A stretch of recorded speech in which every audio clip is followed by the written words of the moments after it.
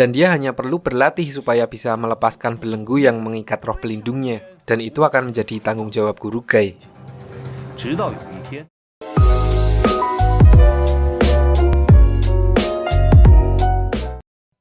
Di sini Yanbing mengetahui bahwa untuk melepas rantai yang membelenggu roh pelindung bukanlah hal mudah. Ditambah lagi resiko kalau si inang roh tidak bisa mengendalikan roh pelindungnya jika rantainya sudah terlepas. Intinya Yanbing menolak keras usul dari guru Gai untuk ikut membawa Xialing mencari tunas pohon pagoda. So akhirnya karena tidak menemui kesepakatan, Yanbing lagi-lagi menantang guru Gai untuk bertarung.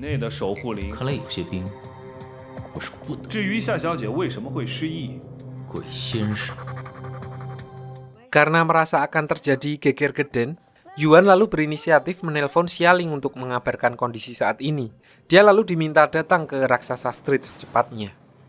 Begitu sampai di sana, Xialing lalu mencoba untuk menghentikan mereka. Di sini setelah diberikan penjelasan singkat oleh guru Gai tentang niatnya, Xialing akhirnya memutuskan untuk bersedia ikut dengan mereka, dan Yanbing harus mengalahkannya jika dia ingin melarangnya untuk ikut.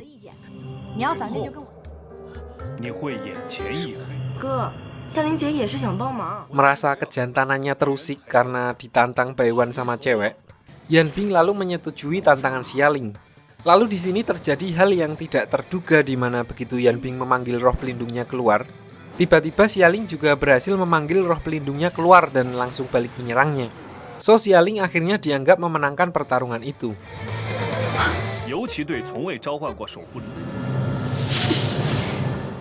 Namun kejadian itu langsung membuatnya pingsan yang mungkin hal itu disebabkan oleh kondisi fisik Xialing yang belum terbiasa dengan roh pelindungnya.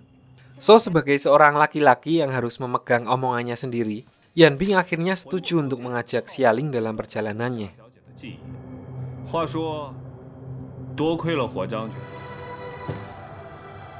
Lalu sebelum memulai perjalanannya, diperlihatkan Yanbing menyempatkan diri untuk memberikan penghormatan kepada zirah yang dulu dipakai oleh roh pelindung pertamanya.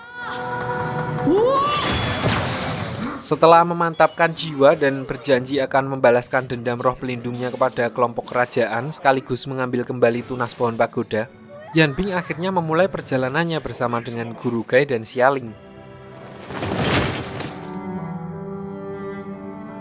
Lalu dia mempercayakan tanggung jawabnya kepada Zuan untuk menjaga Raksasa Street selama kepergiannya kali ini.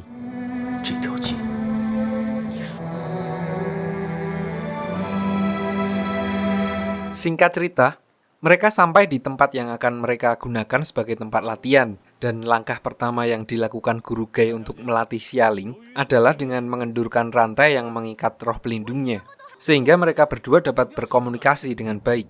Istilahnya PDKT dululah dengan roh pelindungnya.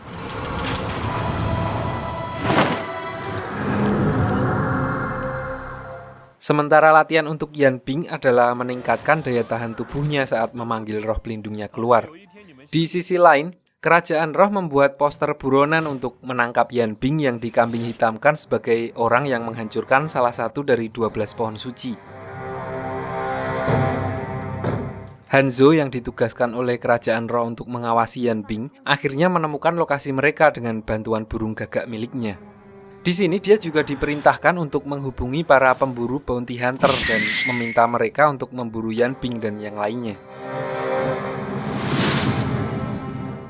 Berlanjut ke hari kedua pelatihan, di sini Yanbing dan Xialing diajarkan tentang strategi pemanggilan dan penempatan roh pelindung. Karena menurut guru Gai, serangan pertama dalam pertarungan akan memiliki pengaruh yang sangat besar untuk mengalahkan musuh. Sementara itu, di suatu tempat yang disebut dengan Balai Pahlawan, diperlihatkan seseorang yang mendapatkan surat di mana isinya menginformasikan tentang kembalinya seorang inang roh terkuat bernama Huang Fulongdu.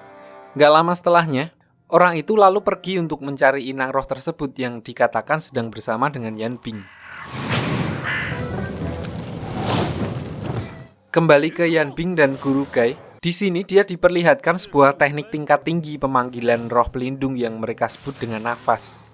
Jadi seorang inang roh dapat memanggil dan menarik kembali roh pelindungnya di tengah pertarungan dalam sekali hembusan nafas. Namun kebanyakan inang roh tidak bisa melakukannya dalam waktu singkat secara terus-menerus. Sebagai perbandingan, disebutkan hanya ada 1 di antara 10.000 inang roh yang dapat melakukannya. 这便是纪灵人的极限。 Sementara itu, di sisi lain, diperlihatkan Xialing yang sudah mulai lancar memanggil dan mempertahankan roh pelindungnya selama beberapa menit. Namun hal itu masih menguras banyak sekali energi miliknya dan membuat Xialing setengah pingsan. 战力组织群英殿，其加入条。 Lalu nggak lama setelah tersadar, saat Yan Bing dan Xialing sedang mencari unggas buruan mereka, tiba-tiba mereka berdua ditemui oleh seseorang dari Balai Pahlawan yang sebelumnya diperlihatkan sedang mencari inang roh terkuat. Di sini Yan Bing mengira kalau orang itu datang untuk menangkapnya karena dia membawa poster buronan yang menampilkan gambar Yan Bing. So, seperti biasa, Yan Bing langsung menantangnya bertarung. Namun di sini diperlihatkan kekuatan mereka yang berada pada level yang berbeda, di mana hanya dengan sekali combo, Yan Bing dapat dengan mudah dikalahkan.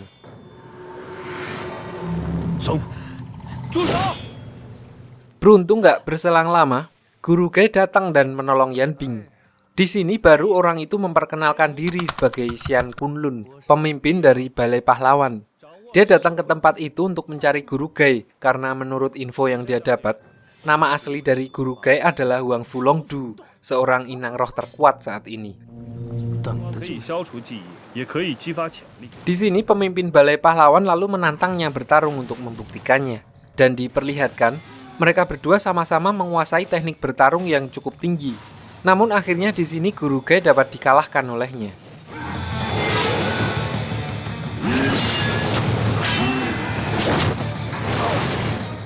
Lalu setelah mengalahkan Guru Gai, pemimpin Balai Pahlawan pergi karena menganggap kalau Guru Gai bukanlah orang yang dia cari. Karena kalau dia benar-benar inang roh terkuat, maka dia tidak akan semudah itu dikalahkan olehnya.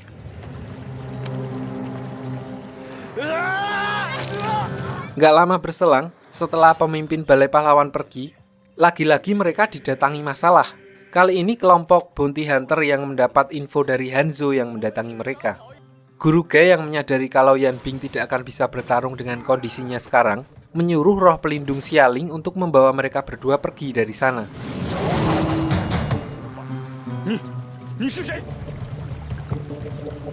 Setelah tinggal dia sendiri, di sini baru Guru Gai membuka masker yang selama ini dia pakai untuk menyembunyikan identitasnya. Dan ternyata memang benar kalau dia sebenarnya adalah Huang Fulongdu, seorang inang roh terkuat dan roh pelindungnya yaitu Dewa Perang tanpa kepala yang sangat terkenal.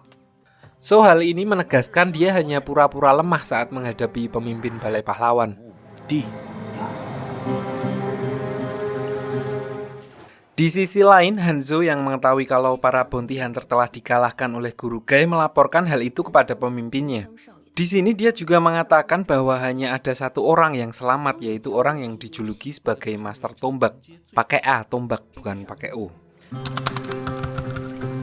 Beralih ke Yan Bing dan Xialing yang sudah kembali ke dunia manusia, di sini diperlihatkan miskomunikasi di antara mereka. Yan Bing yang semaput saat diselamatkan mengira kalau Xialing sengaja meninggalkan Guru Gai di pertarungan. Akhirnya setelah berdebat, mereka memutuskan untuk berpisah dan kembali ke kehidupan mereka masing-masing.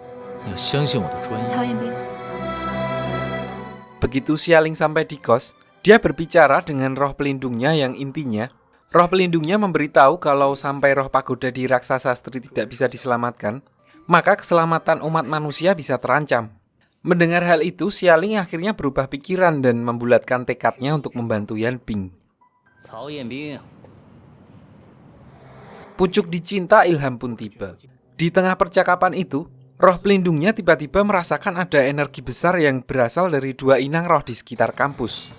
Xialing pun segera menuju ke sumber energi itu. Ternyata, energi itu berasal dari Yan Bing dan Master Tombok yang sedang bertarung. Di sini Yan Bing sempat hampir terkena serangan dari roh pelindung milik Master Tombok. Beruntung Xialing sampai di sana tepat waktu dan roh pelindungnya berhasil menghalau serangan itu. So, Yan Bing langsung memanfaatkan momen itu untuk memanggil roh pelindungnya dengan teknik nafas yang baru diajarkan oleh Guru Gai dan berhasil mengalahkan Master Tombok. Setelah berhasil mengalahkannya, Yan Bing dan Xialing menginterogasinya dan menanyakan siapa yang mengirimnya untuk memburu Yan Bing. Di sini Master Tombok mengatakan kalau dia adalah seorang pemburu hadiah dan memburu Yan Bing hanya untuk mendapatkan imbalan. Di sini Master Tombok juga mengatakan kalau Guru Gai masih hidup. Namun dia tidak memberitahu yang sebenarnya kalau Guru Gai membiarkannya hidup dan melanjutkan perburuannya. Dengan syarat dia tidak boleh membocorkan identitas Guru Gai yang sebenarnya kepada Yan Bing. 终于可以不。他还活着。